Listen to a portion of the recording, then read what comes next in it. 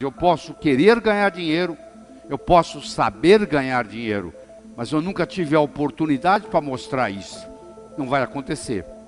Então as coisas acontecem na vida quando nós combinamos a motivação com a estratégia, com a oportunidade.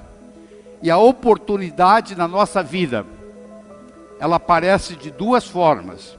Ou você corre atrás dela, ou ela vem fantasiada de problema e chega até você. Então, se você gosta de resolver problema, por trás de cada problema existe uma oportunidade. Em 1975, eu era dono de um hospital em Teófilo Otoni, em Minas Gerais. Era uma sexta-feira, o telefone tocou de um hotel e eles me disseram que lá tinha um hóspede que não falava português direito, que estava com dor no peito e suando frio. Se eu podia ir lá como cardiologista. Eu disse que eu estava saindo para um final de semana longo, que chamasse outro. E ele disse, ó, eu já chamei 2 médicos e eles falaram a mesma coisa. Eu falei, tá bom, estou indo.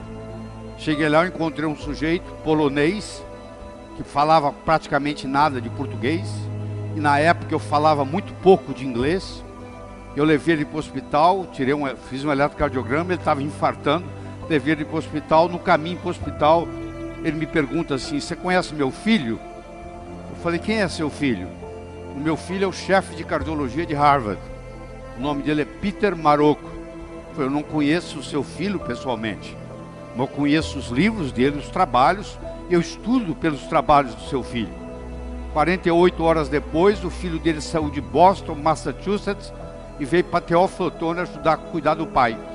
E por incrível que pareça, ele era casado com uma brasileira, de Americana, São Paulo, e falava português.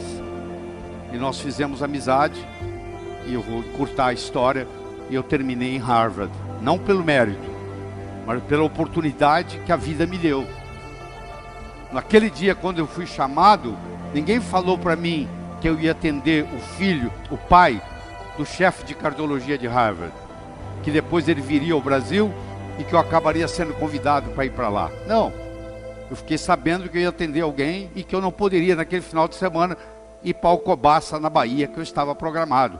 Olha que interessante, a oportunidade, ela vem fantasiada de problemas. Por trás do problema existe a oportunidade esperando.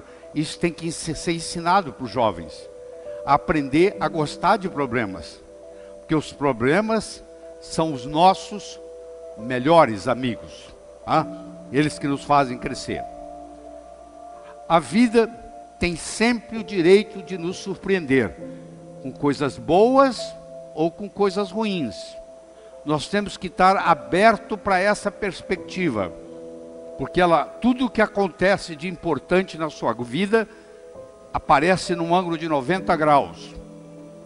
Se eu perguntasse para você quais foram as 3 melhores coisas que aconteceram na sua vida até hoje, eu lhe garanto que pelo menos 2 das 3 não foram programadas. Você não levantou, acordou um dia e diz, hoje eu vou conhecer alguém, que eu vou começar a namorar, que eu vou me apaixonar, que eu vou me casar. Não foi assim. Você foi a algum lugar, você conheceu alguém, você namorou, se apaixonou, se casou. A empresa que você trabalha hoje, você não acordou um dia e disse assim, hoje eu vou responder um anúncio do jornal, vou mandar o meu currículo, vou para uma entrevista de trabalho e eles vão me selecionar. Não.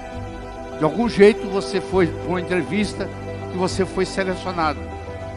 Olha que interessante. A vida nos surpreende. Você tem que estar aberto para essa perspectiva. Que as coisas importantes na vida acontecem num ângulo de 90. A importância da meta per se não é atingi-la. A meta nos ajuda a nos colocar em movimento, e nesse processo de movimento, num ângulo de 90 graus, coisas muito mais importantes vão ocorrer. Você vai até o supermercado comprar 1 quilo de açúcar, e quando você está na fila esperando para pagar o açúcar, você começa a conversar com alguém te dá uma ideia e você fatura $1 milhão. Você foi para comprar 1 quilo de açúcar e você saiu com a ideia de $1 milhão. Então leve isso em consideração, que a vida tem sempre o direito de nos surpreender.